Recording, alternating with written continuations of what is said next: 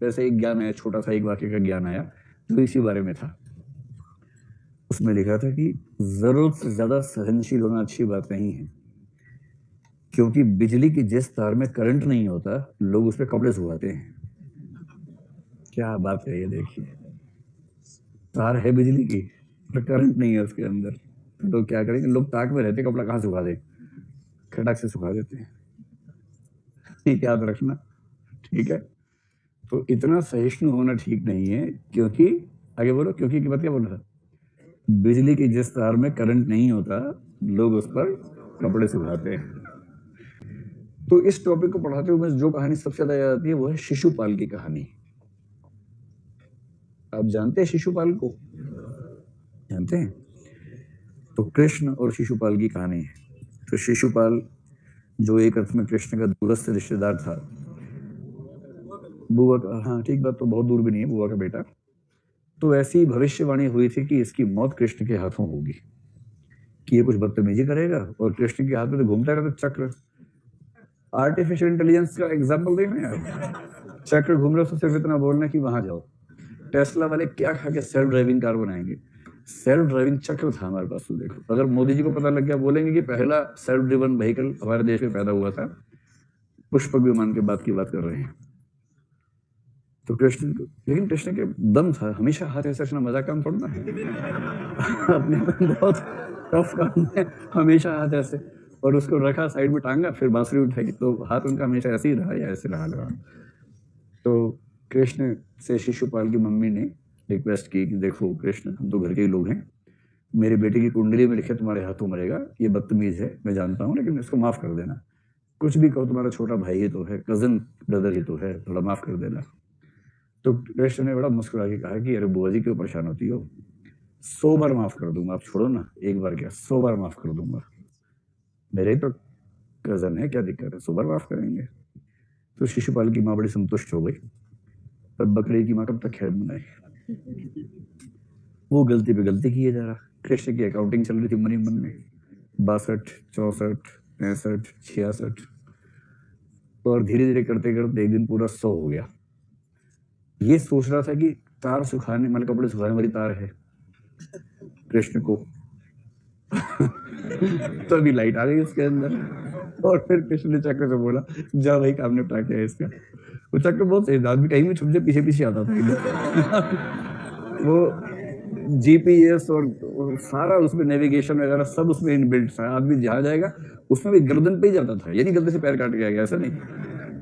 Navigation 5 metre वाला नहीं, body के अंदर भी गर्दन पे नेविगेट करना है, ऐसी नेविगेशन। और सीधे सीधे चक्र जा रहा है, वो आदमी घुस रहा है, यहाँ भाग रहा है, वहां भाग रहा है, चक्र पीछे पीछे जा रहा है, और अंत में गर्दन काट के ही लौटा। सहिष्णुता एक सीमा से ज्यादा हो जाए तो उसे कहते हैं कायरता।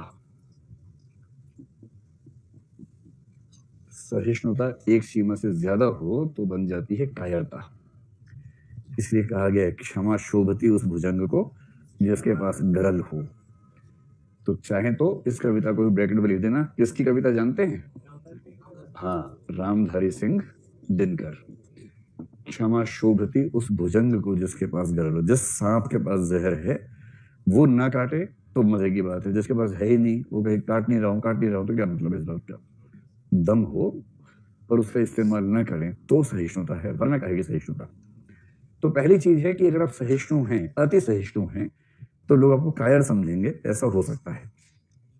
दूसरा ये हो सकता है कि क्योंकि आप, अच्छा इसी कायरता को आपने जो प्रश्न भेजा दब्बूपन कह दिया, तो आपको लोग दब्बू मान लेंगे, कायर मानेंगे, डरपोक मानेंगे, है ना, कुछ भी ऐसा जो भी शब्द आपको इनमें से प्रिय लगे, डरपोक, कायर, दब्बू, इनमें से कुछ ना कुछ मान लिया जाएगा। जबकि आप किसी का कुछ बिगाड़ सकते हैं, पर आपने तय किया है कि आप अपनी शक्ति का मिसयूज नहीं करेंगे, और क्योंकि आपने तय कर लिया, सामने वाला उड़पटांग करके किए जा रहा है, आप लगातार झेल रहे हैं, तो एक समय के बाद लोग मानने लगते हैं डरपोक आदमी है, इसके बस की बात नहीं है। इसलिए बीच बीच में ना सैंपल दिखाते रहना चाहिए।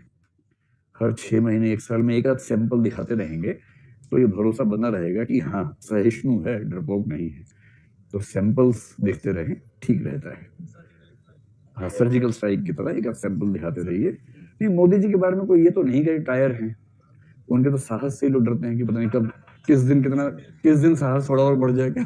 ये तनाव रहता है, वो तनाव तो है देश को। चलिए दूसरा ये होता है कि यदि कोई व्यक्ति सहिष्णु है तो ऐसा हो सकता है कि लोग उसका मिसयूज कर लेते हैं। देखिए, सबसे खराब फीलिंग होती है कि किसी ने आपको यूज कर लिया, और उसमें भी एक खराब फीलिंग में खराब गुना खराब कर देंगे तो किसी ने आपको मिसयूज कर लिया। सबसे खराब फीलिंग दुनिया की मानी गई है यूज हो जाने की फीलिंग, क्योंकि जो यूज होता है उसको बोलते हैं ऑब्जेक्ट, वस्तु, और जिसका यूज होने की स्थिति बन गई उसी को फिलोसफी की लैंग्वेज में बोलते हैं ऑब्जेक्टिफिकेशन, वस्तुकरण, रयकरण कुछ लोग कहते हैं उसको, ऑब्जेक्टिफिकेशन। तो कभी ना कभी किसी ना किसी ने किसी ना किसी मात्रा में आपको यूज तो किया ही होगा, इससे आज तक कोई बचा नहीं है। तो वैसे लोग हाथ खड़ा कर लें जिनको लगता है कि हाँ किसी ने मुझे यूज किया है किसी ना किसी मात्रा में, और ये खराब फीलिंग मेरे मन में आती है, हाथ खड़ा करो, शर्माओ मत। इतना इतना संकोच की बताना भी नहीं चाह रहे। अच्छा चलो कोई बात नहीं। इसका रिवर्स कर लेते हैं। ऐसे लोग हाथ